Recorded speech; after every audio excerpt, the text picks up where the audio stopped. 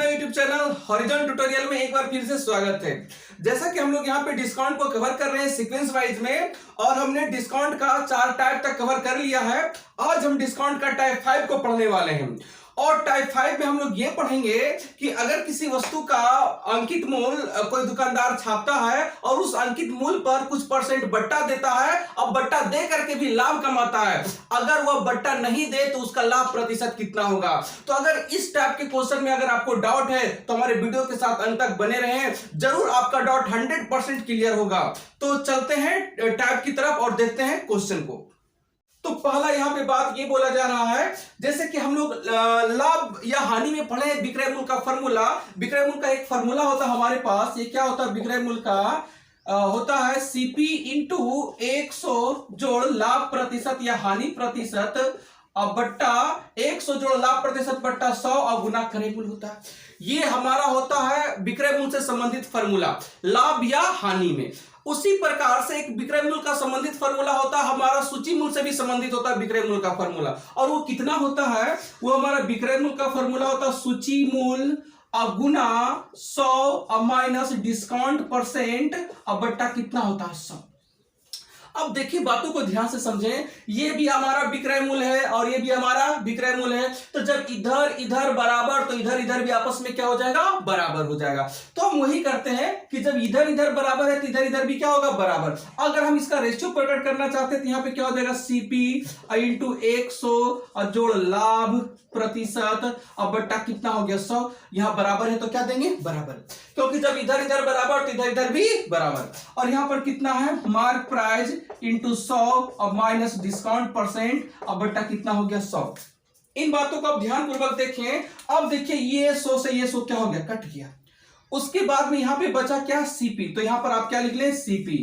इधर गुना में इधर आएगा तो किस में आएगा? भाग में आएगा। तो ये क्या हो गया? एमपी। अब बराबर यहां पे बचा कितना? 100 और माइनस डिस्काउंट परसेंट और बट्टा, चूंकि ये इसके साथ गुना में था तो इधर नीचे आएगा तो किसमें होगा? भागा में हो जाएगा। 100 जोड़ क्या हो गया? लाभ प्रतिशत। यहां से अगर हम बातों को समझने की कोशिश करें तो क्रय मूल्य और सूची मूल्य का जो रेशियो है, चूंकि बट्टा में तो क्रय मूल्य और सूची मूल्य का रेशियो कितना को रिप्रेजेंट कर रहा है? सीपी में देखिए डिस्काउंट परसेंट को माइनस किया गया। सीपी का जब अगर हम रेशियो निकालेंगे उसमें, तो यहां सीपी का अगर हम रेशियो निकालते हैं तो देखिए सीपी में यहां पे क्या हुआ? डिस्काउंट परसेंट को माइनस किया गया है, और मार्क प्राइस में देखिए लाभ प्रतिशत को क्या किया गया है? जोड़ा गया है। तो हम इन चीजों को, अगर सीपी और एमपी का अगर हमको रेशियो निकालना रहेगा तो अगर सीपी का अगर हमको रेशियो निकालना है तो डिस्काउंट परसेंट को डायरेक्ट हम क्या करेंगे? घटा देंगे। और अगर हमको एमपी का रेशियो निकालना है तो लाभ प्रतिशत को डायरेक्ट हम क्या कर देंगे? जोड़ देंगे। तो इन बातों को आप ध्यान से समझें, और उसके बाद में यहां पे जो चीज आया है इस चीज के आधार पर हम क्या करेंगे? क्वेश्चन को चुटकियों में हल कर लेंगे। तो इन बातों को आप ध्यान से समझ लें। के क्वेश्चन का हम लोग 2 तरीका सीखने वाले हैं, 2 मेथड सीखने वाले हैं, जिसमें से पहला मेथड ये है, उसके बाद हम सेकंड मेथड का भी बात करेंगे। तो हमारे वीडियो के साथ अंत तक बने रहें। आइए देखते हैं, पहले क्वेश्चन को लेते हैं, उसके बाद सेकंड मेथड को भी हम लोग जानेंगे। तो क्वेश्चन में यह बोला जा रहा है कि एक वस्तु को 1170 रुपए में बेचकर, जब एक वस्तु को 1170 रुपए में बेचकर एक आदमी इस पर 10% बट्टा देता है। 1170 रुपए में जब बेचा जाता है और 10% उस पर क्या दिया जाता है? छूट दिया जाता है। तो बोलता है कि तो उसे 30% का लाभ होता है। 1170 रुपए में बेचकर 10% छूट देता है तो उसको 30% का क्या चीज होता है? लाभ होता है। बोलता अगर बट्टा ना दिया जाए तो लाभ प्रतिशत कितना होगा? अब देखिए हमारे पास क्या है? हमारे पास दिया गया छूट प्रतिशत, मतलब डिस्काउंट परसेंट का वैल्यू दिया गया। डिस्काउंट परसेंट कितना है? 10%। और उसके बाद में क्या बोलता है? प्रॉफिट के बारे में अगर बात कर लें तो प्रॉफिट के बारे में अगर यहां पे लिखा है तो कितना? 30%। 10% छूट देता है तब भी वो उसको 30% का क्या होता है? लाभ होता है। अगर छूट ना दे तो लाभ कितना होगा? क्वेश्चन में यही पूछा है ना, तब लाभ प्रतिशत कितना होगा? तो देखिए यहां पर हम क्या कहते हैं कि सीपी और एमपी का रेशियो निकाले थे। तो सीपी और एमपी का रेशियो अगर हम निकाल लेंगे तो क्या होगा? यहां पे देखिए सीपी बट्टा एमपी। तो सीपी बट्टा एमपी, सीपी में क्या हुआ? 100 माइनस डिस्काउंट परसेंट किया गया, 100 माइनस डिस्काउंट। तो यहां पर 100 माइनस डिस्काउंट का वैल्यू है कितना? 10। अब बट्टा एमपी में क्या किया गया? 100 प्लस लाभ परसेंट किया गया है, तो 100 प्लस लाभ का वैल्यू कितना है? 30। इस प्रकार से क्या होगा कि अगर हम ये देखें सीपी अब भाई एमपी के बारे में, ये कितना हो गया 90 और ये कितना हो गया 130। अब ये जीरो से ये जीरो क्या हो गया, कट गया। अगर यहां पर हमसे पूछा जाए कि बताइए कि सीपी का वैल्यू है कितना, तो सीपी का वैल्यू है 9। और अगर हमसे पूछा जाए एमपी का वैल्यू है कितना, तो 13। तो अगर हम यहाँ पे ये ध्यान दें कि अब हमारे पास सीपी का वैल्यू कितना आ गया, 9 आ गया। उसके बाद में एमपी का वैल्यू है कितना, 13। अब एक बात बताइए कि अगर दुकानदार छूट नहीं देगा, दुकानदार छूट नहीं देगा तो सूची मूल्य पर ही वस्तु को बेच देगा।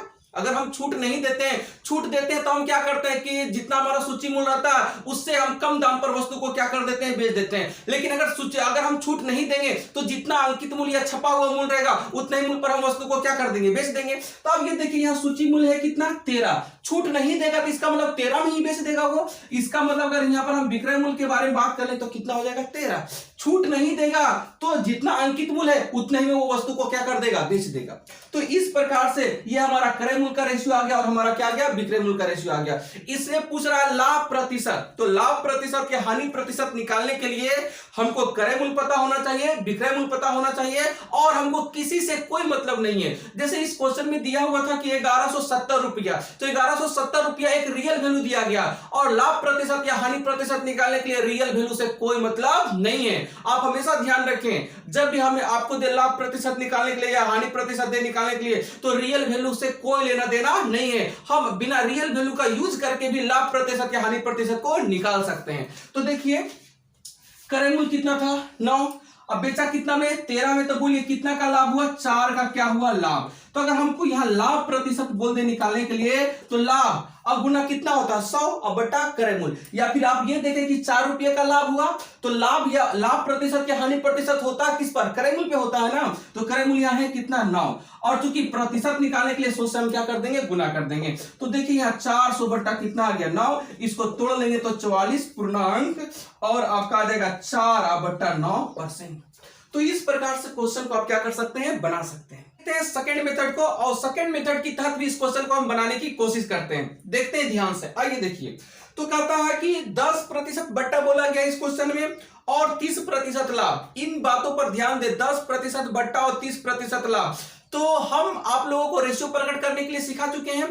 तो 10% बट्टा का डायरेक्ट आप रेशियो प्रकट करें तो 10% बट्टा का रेशियो क्या होगा, 10% बट्टा 10% बट्टा। तो 10% बट्टा का रेशियो प्रकट करने के लिए बता दिए हैं। जिनको भी अगर इसमें प्रॉब्लम हो तो हमारा प्रीवियस वीडियो देख करके आए तो आपको ज्यादा समझ में आएगा। तो आइए यहाँ पे देखते हैं। तो यहाँ पर मार्क प्राइस होगा कितना, 100 और डिस्काउंट कितना का दिया, 10 का। तो बोलिए बेचेगा कितना में, 90 में बेचेगा। आप यहाँ पे चाहें तो इसको काट करके रेशियो छोटा कर सकते हैं। उसके बाद में बोला गया कि 30% लाभ, तो 30% लाभ का रेशियो प्रकट करें। और रेशियो प्रकट करने के लिए हम बहुत पहले आप लोग को बता चुके हैं। तो लाभ प्रतिशत या हानि प्रतिशत होता है किस पे, क्रय मूल्य पे। तो सीपी का वैल्यू होगा कितना, 100 और लाभ यहां कितना का होगा, 30 का। तो बोलिए बेचेगा कितना में, 130 में बेचेगा। 30% लाभ पर विक्रय मूल्य कितना, 130। तो अगर यहां पर रेशियो छोटा करना है तो काट दीजिए, ये 0 से ये 0, ये 0 से 0 और ये 0 से ये 0। तो अब देखिए यहां पर सीपी का वैल्यू है कितना, 10। लाभ का वैल्यू बचा कितना, 3। और विक्रय मूल्य हुआ कितना, 13। अब हम क्या करते हैं ना कि इस घर का रिलेशन इस घर से हम जोड़ते हैं। तो इस घर का रिलेशन अगर हम इस घर से जोड़ेंगे तो देखिए इन दोनों के बीच में रिलेशन जोड़ने के लिए हम पिछला टाइप में हम डिस्कस कर चुके हैं। तो यहाँ पर है क्या, मार्क प्राइस है। यहाँ पर आप मार्क प्राइस लिख लें। उसके बाद में विक्रय मूल्य, देखिए इसमें भी अब विक्रय मूल्य भी इसमें भी है तो इसको बीच में रख लें। और उसके बाद हमारा क्या है, क्रय मूल्य। तो यहाँ पे हम क्या लिख देते हैं, क्रय मूल्य। अब मार्क प्राइस का वैल्यू है कितना, 10। विक्रय मूल्य का वैल्यू इस घर से है कितना, 9। तो इस घर में मार्क प्राइस और विक्रय मूल्य को हम यहाँ क्या कर लिए, लिख लिए। उसके बाद इस घर से देखिए, इस घर में विक्रय मूल्य का वैल्यू है कितना, 13। तो विक्रय मूल्य के सामने विक्रय मूल्य लिखेंगे। उसके बाद क्रय मूल्य का वैल्यू है कितना, 10। अब हम यहाँ पर रेशियो निकालना चाहते हैं। तो बताइए यहाँ 13 है तो यहाँ भी कितना हो जाएगा, 13। यहाँ 9 है तो यहाँ कितना हो जाएगा, 9।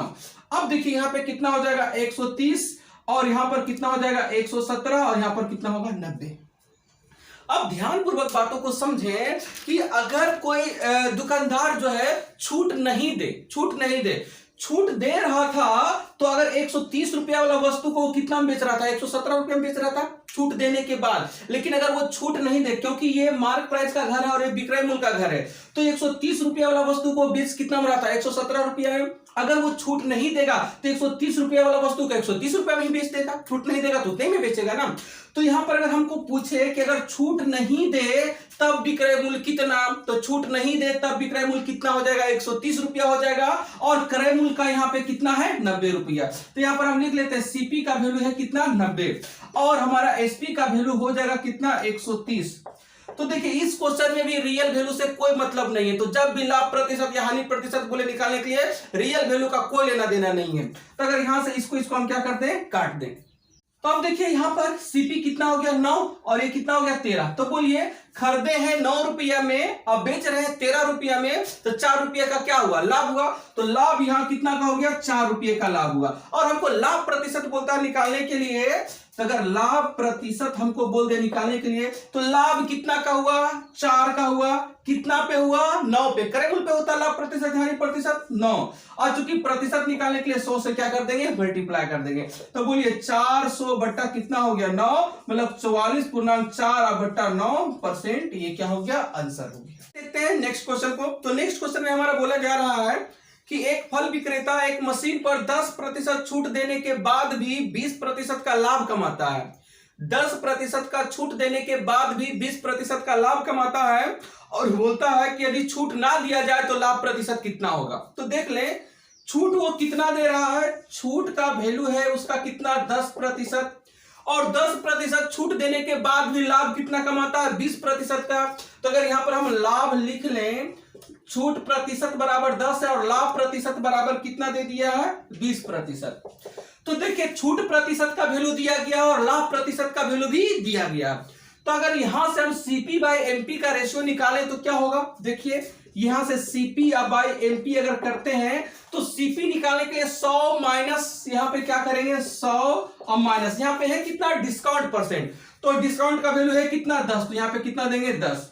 अब बट्टा बाकी एमपी के जगह में यहां पे क्या लिखा, 100 प्लस लाभ प्रतिशत। तो देखिए यहां पे 100 और लाभ प्रतिशत का वैल्यू है कितना, 20।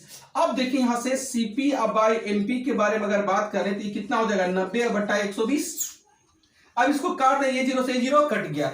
अब देखें यहां से, तो सीपी का वैल्यू यहां पर हमारा सीपी का वैल्यू कितना को रिप्रेजेंट कर रहा है, 9 को, और एमपी का वैल्यू कितना को रिप्रेजेंट कर रहा है, 12 को। अब ये बताइए कि अगर वो छूट नहीं दे तो मार्क प्राइस पर, सूची मूल्य पर ही वस्तु को क्या कर देगा, बेच देगा। अगर छूट नहीं देंगे हम किसी वस्तु पर तो क्या करेंगे, जितना उसका अंकित मूल्य है, जितना उसका सूची मूल्य है, उसी मूल्य पर हम वस्तु को क्या कर देंगे, बेच देंगे। तो इसका मतलब यहां पर जो एमपी है वही हमारा क्या बन जाएगा, विक्रय मूल्य। कब, जब छूट नहीं देगा तब। तो अगर यहां पर हम बात कर लें, सीपी का वैल्यू हमारा कितना बन गया, 9, और एमपी का वैल्यू हमारा कितना हो गया, 12। और चाहे तो आप इसको काट सकते हैं, 3 तिया के 9 और 3 चौका कितना हो गया, 12। अब बोलिए यहां लाभ कितना का हो रहा है, 1 का लाभ हुआ। लाभ अगर हम देखें तो यहां लाभ का वैल्यू हमारा कितना हो गया, 1, क्योंकि क्रय मूल्य है कितना, 3, और विक्रय मूल्य यहां एमपी ना लिख करके हम डायरेक्ट क्या लिख देंगे, विक्रय मूल्य। क्योंकि जब छूट नहीं देगा तो यही हमारा क्या बन जाएगा, विक्रय मूल्य बन जाएगा, इसलिए यहां पे हम विक्रय मूल्य लिख दिए। तब ये बताइए कि हमारा सीपी का वैल्यू है 3 और विक्रय मूल्य का वैल्यू है कितना, 4। तो बोलिए लाभ कितना का हुआ, 1 का हुआ। तो लाभ प्रतिशत अगर हम निकालें, लाभ प्रतिशत बराबर लाभ गुना 100, लाभ गुना 100 और बट्टा क्रय मूल्य का वैल्यू है कितना, 3। तो अब यहां पर करेंगे तो 100 बट्टा कितना हो जाएगा, 3, तो 33.1/3% हमारा आंसर हो गया। देखते हैं नेक्स्ट क्वेश्चन को। तो नेक्स्ट क्वेश्चन में हमारा बोला जा रहा है कि 1170 रुपए में किसी वस्तु को बेचकर एक आदमी 10% बट्टा देता है और 30% का लाभ कमाता है। अगर बट्टा 5% हो तो लाभ प्रतिशत ज्ञात करें। तो कितना बोला कि 10% बट्टा दे करके भी 30% लाभ कमाता है। तो 10% बट्टा अगर यहां पर आप लिख दे, बट्टा का वैल्यू 10%, तो 100 माइनस 10 कीजिएगा तो यहां पर कितना आएगा, 90 आएगा।